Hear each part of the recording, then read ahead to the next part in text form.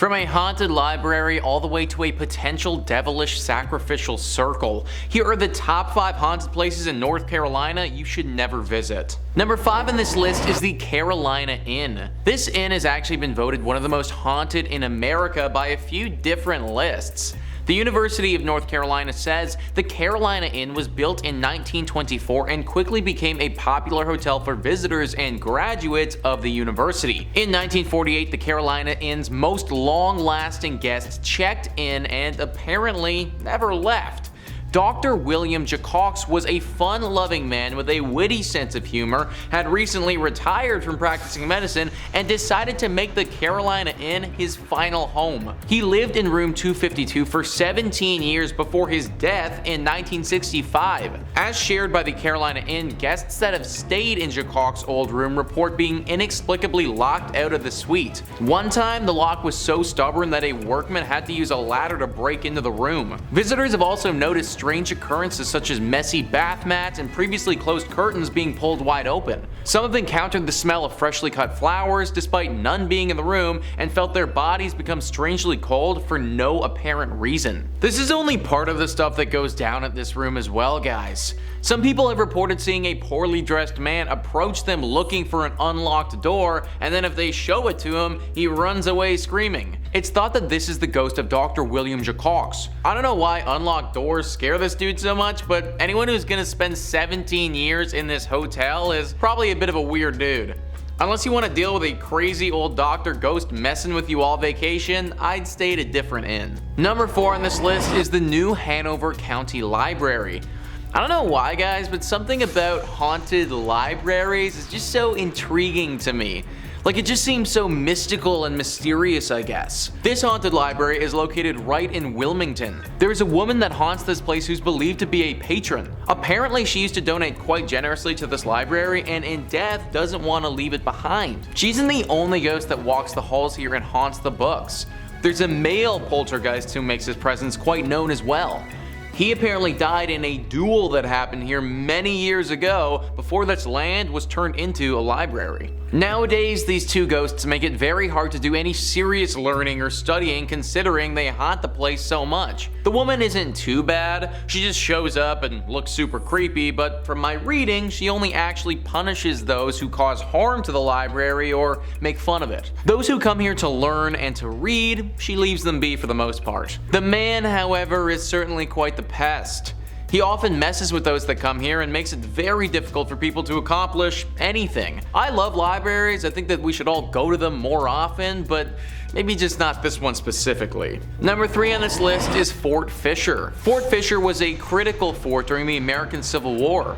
It was used by the Confederate Army and was pretty instrumental for them from 1861 to 1865. This fort was used to protect an important trade post there that the Army needed. They defended this place for those 4 years, but then in 1865, the Union Army came in and was finally able to capture it. This battle was a very bloody one and was actually huge for the Union Army and the overall scope of the war. Apparently, there was a lot of death at this fort, and that death, it's never really gone away. Now, this fort is teeming with paranormal activity. Visitors will often report hearing gunshots coming from thin air.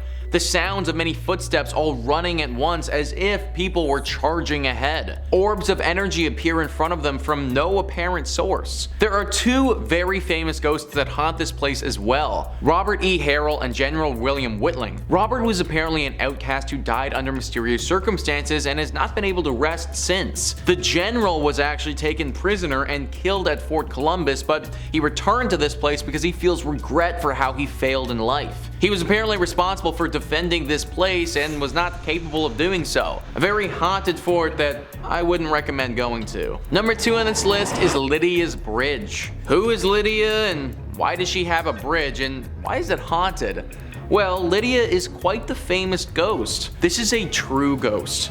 Like when you think of a ghost and a ghost story, this meets all the criteria for a good one. Spectrum Local News says people traveling between Jamestown and Greensboro on US Highway 70A said they've encountered the ghost of Lydia, a hitchhiker. If she's picked up, she gets into the car and vanishes before she reaches the requested destination. Various versions of the Lydia legend have been passed along over the years, and there are apparently 11 different versions of the story that are set in North Carolina. It's common for folks to go ghost hunting for Lydia near the bridge. In the book Looking for Lydia, historians Michael Reniger and Amy Greer cite the 1923 death of Annie C. Johnson as the real-life Lydia who died after a car flipped in 1920. That is a story with some history, man. Literally since the 1920s this has been going on, and there are 11 different versions of the story. A story like this isn't just made up. It's not just something that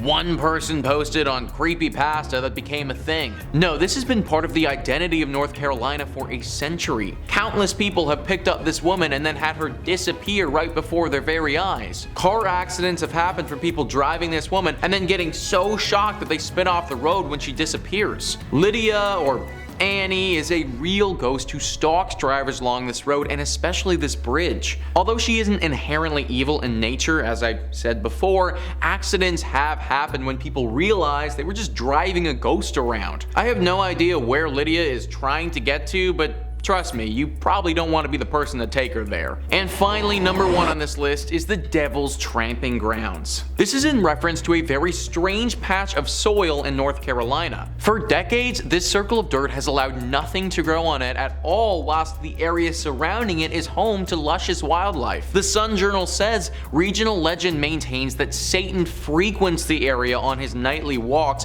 pacing the circle as he contemplates his nefarious deeds. Normal vegetation surrounds the circle, but only a wiry grass grows inside it, and no plant life of any kind can be found on the path itself. Visitors have also claimed to see red glowing eyes in the circle. Now, there could be any number of reasons for why nothing is growing on this patch of dirt. Simply because an area of land cannot grow wildlife doesn't automatically mean the devil himself has anything to do with it. But throw in the fact that there are 2 red glowing eyes there, plus a few other creepy occurrences, and we might just have something demonic afoot. Locals have reported putting objects in the center of the circle, then coming back a little while later and having those same items moved outside the circle, as if someone or something did this deliberately. The thinking is that this circle is a place used by the devil to dance or to perform rituals that we don't understand. Having things inside his circle of death doesn't make for a great dancing spot or sacrificial zone,